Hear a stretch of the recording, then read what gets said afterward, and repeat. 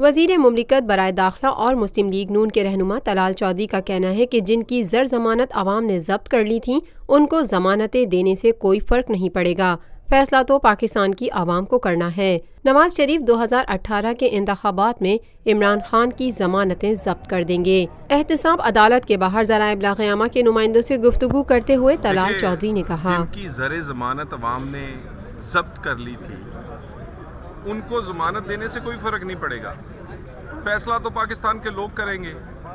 اور نواز شریف جو ہے وہ 2018 کے الیکشن میں ان کی ضمانتیں ضبط کروا دیں گے۔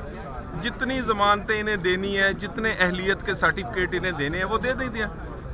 اہلیت کے سرٹیفکیٹ جو ہیں وہ اس سے بات نہیں بنے گی، کون اہل ہے کون نااہل پاکستان کے لوگ اس کا فیصلہ کریں گے۔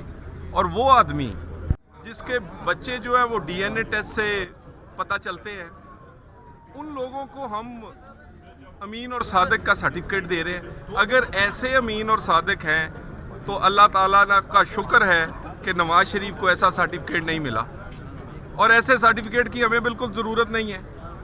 پاکستان میں کون امین اور صادق ہے پاکستان کے لوگ فیصلہ کریں گے۔ یہ ضمانتیں اور یہ اس طرح کی باقی، اور یہ پھر کہتے ہیں ہم سیاست کریں گے۔